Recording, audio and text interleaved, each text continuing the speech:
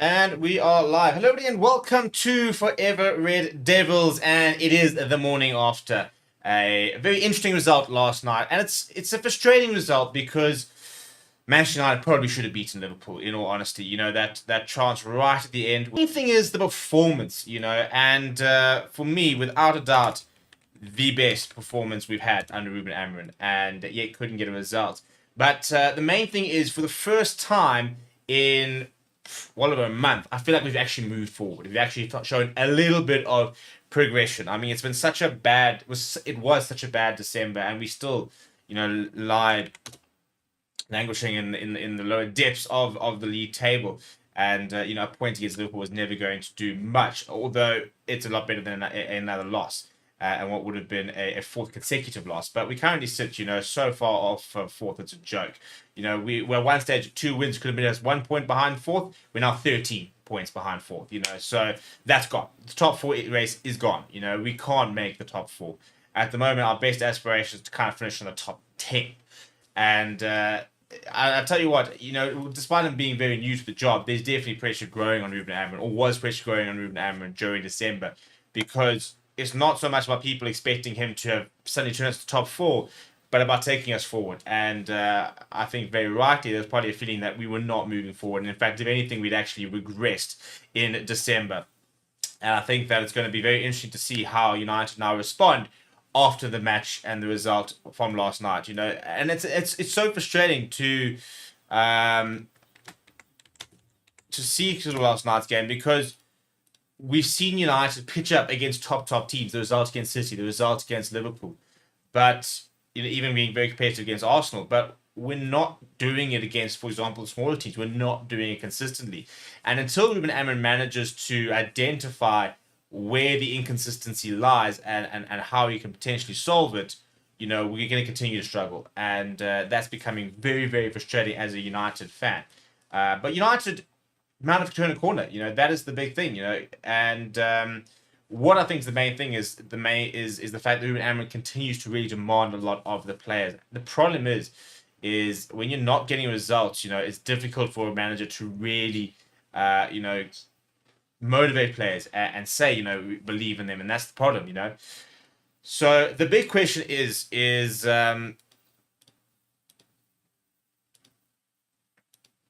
what? How do we progress? How do we really move forward from where we are right now to becoming a final product? And how do we find that very quickly? Because we can't just sit here until the January, until the summer transfer window and the end of the season, losing games. We can't be sitting here being a team where we just can't get results, and we're just going to slowly down the table. We're going to sort of finish at 16th, for example, or even 13th, or the likes. It's just not good enough from a United perspective. We've got to be a lot better than that. But the main thing is that, again, for the first time in a month, Manchester United took a step forward.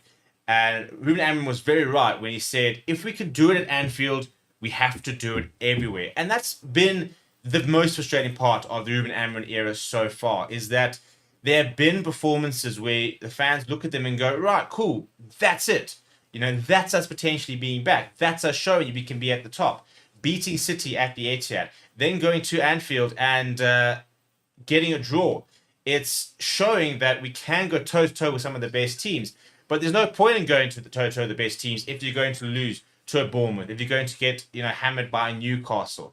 And for as long as United continue to be so frail in terms of a mentality and in terms of, defensively being so poor, we're not going to be able to progress up the table. And the main thing is we're not going to be putting ourselves into contention to win trophies. It's a step forward, but the question is, how much more forward can we go in this sort of space of time? And, what is the next step for us moving forward? It's a case of, can we go... can we go 2, 3, 4 games in a row? And the main thing for United right now is the next game. That's always the main thing, isn't it? It's always the next game, the next time we get out on the field. Especially this week where we've got an FA Cup final clash. FA Cup final. an FA Cup clash. So once again, the main thing for United is the next game. It's always the next game. And we've got to try and get a result on Sunday because we've slipped out of any sort of Premier League race for top four or the likes of that. The only thing right now that can salvage a season for United is silverware. Now, we went out of the Carabao Cup with a competitive game against Spurs, but not one that we could really ever sort of win with the way we sort of played, which means we've only got 2 trophies left. The FA Cup as well as the Europa League. Now, Europa League in many ways, I suppose, could be easier than the FA Cup, but we can't think like that. You've got to go all in on these trophies right now. And Sunday's clash against Arsenal is now the biggest clash for the season for United. And you go out and beat Arsenal, for example, in the FA Cup. You start to think, well, we can beat anybody. You know, we've beaten City. We've now beaten Arsenal if we do beat them. We've drawn against Liverpool. And that's the confidence we've got to try and establish. Because there's nothing else this season that we can potentially win. And there's nothing else we could salvage. So the next question is, what would be a successful season right now for Manchester United? Sitting currently in 13th place, 13 points off of 4th place, you know, out of the Carabao Cup. What is a successful season for United? We're not going to get top 4. We're 13 points behind. That's not going to happen. I mean, mathematically it could, but you just don't see it happening. The Europa League, not an easy competition to win. It's got to be the focus, though, because that is a ticket into the Champions League. So right now, for me, a successful season would be winning the Europa League. If you won the FA Cup and didn't win the Europa League, for example, it would still be, I think, a successful season considering the start. But we've got to get ourselves back into the mix. And at this stage, for example, we're not even going to have European football next season. So Europa League win, for example, would get us Champions League football. It would give us the right platform next season to be sort of at the top and hopefully then be able to go into the market and be able to sign the players we need to sign to become a competitive side. Because at the moment, why would you come to United? You know, we're an absolute shit show. Players are unhappy. Players are leaving. You know, you look at the way Marcus Rashford currently situation, the Garnacho situation. You know, signings that have gone over there and not, you know, really kicked on. Signings that have gone over there and really struggled. So it's not a good time to be United trying to sign players. But we still need to try and sign players. So we're now well into the January transfer window and no real movement from United. And I don't think we really expect too much movement. So there is a story about Victor Osimhen and potentially trying to terminate that loan he has at Galatasaray from Napoli to try and bring him in. Apparently he has a £75 million release clause. And United apparently thinking about triggering it. He's a great player. Whether, you know, we're willing to go and invest £75 million on another forward, considering the investment we've actually already put into our forward line is difficult. But the main thing is obviously what happens with Marcus Rashford, because if you can offload Rashford for a decent amount, then you can probably go after somebody like a Victor Osimhen if he's the right type of player. So the report, which is by Business Day, says that he's got that £75 million release clause, and apparently United are already in talks. The deadline for the signing will be the 3rd of February transfer deadline. So that is the last we can try and get that done. The question is, do we actually want him and can we afford him? And the reason I say do we want him is that what we are seeing now is a very interesting time at United where transfers, I think, are more significant than ever because we are suddenly seeing such a big system change at United. We're seeing how players are not adapting to the system. Now, some players are maybe seemingly just not adaptable to the system. You know, the struggles that Garnacho's had to really find his feet in the new system. How some players are sort of really working in the system, some players aren't working in the system. And that's going to be a massive part of the United transfer strategy, is backing Ruben Amorim for at least hopefully 2 seasons, but then trying to find players that are going to work in his system because, you know, we're seeing a stubbornness about him where he's not going to change.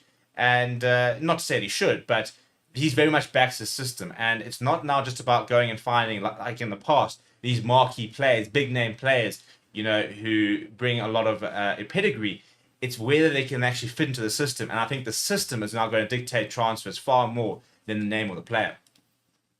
Because we've done that before. You know, we've gone after these big players and thrown lots of money at them. And they just haven't worked and they haven't fitted into any sort of the system that...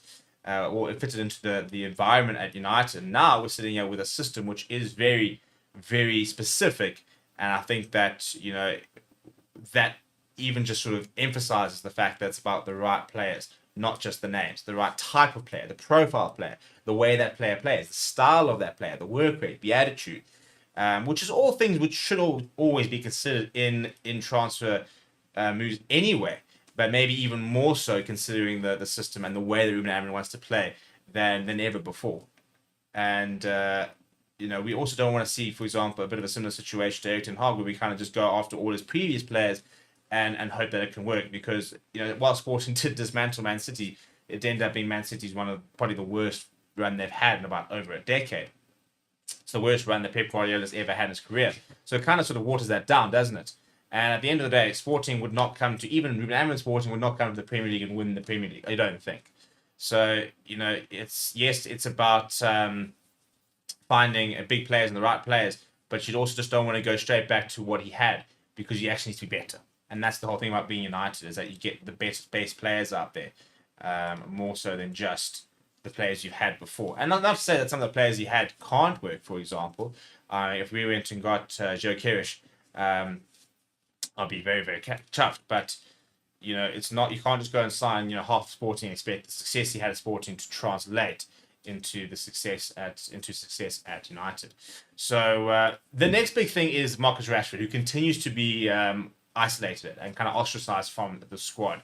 Now, lots and lots of clubs will be looking at him and will be thinking, well, yes, he's had a bad few seasons, but if we can get him right, there's a lot that we can gain from him. Now, apparently, AC Milan is one of the latest clubs that will look to try and bring Marcus Rashford in. This is coming out of Sky in Italy, and apparently they have offered Manchester United a potential deal on loan. I think a loan's the best thing for him. I don't think we should be offloading him this summer. I don't think we'll get the right sort of price. But at the end of the day, if he continues not to play, we're not going to get the right price in the summer as well. Now, what we've seen with, for example, Jadon Sancho is how a loan, for example, showing how good he is. We need a similar situation with a Marcus Rashford. Now, I think Milan could be a good plan. He goes to Milan, he has a great sort of 4 months, and all of a sudden, that price tag goes up to something a bit more palatable when we do sell him in the summer, which kind of seems, a given.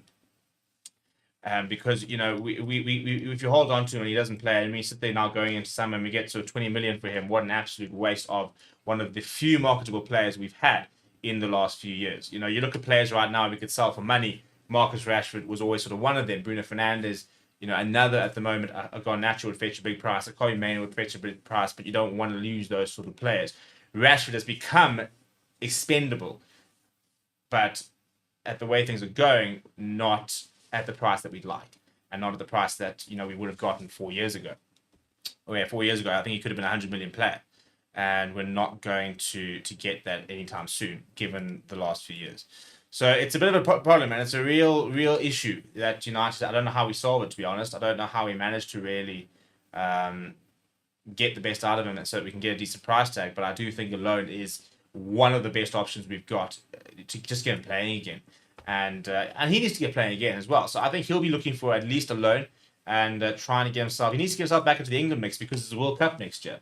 And he wants to be on there playing to the World Cup. He's a player who should be playing many, many games for England. And he's dropped out the setup completely. So he's got to get himself back on the right track and get himself back on that plane to the World Cup, which at the moment he very much is not anywhere near. So difficult times for United, difficult times for Marcus Rashford. We're going to end up there. We're going to have a video up a bit later talking about some of the latest developments. And I think the main thing for focus for me will be the Ruben Amorim reaction and, where are we now? We're sort of quite far into the Ruben Amorim era in terms of being about 2 months in. We've had lots of opportunity to gauge what kind of manager he is, for example, what kind of person he is. And need to have a look at it, whether he's doing a good job and what he's doing well and what he's not doing well. Because the thing is, Ruben Amorim's now been at the club for long enough where he is not absolved of blame for results. The first sort of month is basically, you kind of just draw a line under it and say, whatever happens, happens. Now he's been there long enough where he should know the players, he should know what he's going to get from the players, and he needs to be setting up the team and the players in the team in a way that's going to get results. So, not to say that, for example, we can lump the entire poor season on him, but we can now start to look at different games and we can say, right, you got this wrong. Oh, you got this right, for example. And the longer that goes on, the longer we can sort of really assess whether he is going to be the right man for the job or where his shortcomings might be. So it's going into an interesting time in his managerial career, because he's had such a tough December. But now that result last night is a bit of a lifeline. The question is, can he put together that run we've been talking about to try and get some results and to try and start proving that he is the caliber of manager that we all thought and hoped he was. So that we're going to talk about a little bit later. So make sure you keep an eye out on the channel. If you are watching, please do smash a like on the video. Please do subscribe to the channel as well. Thank you very much for watching. My name is Steve.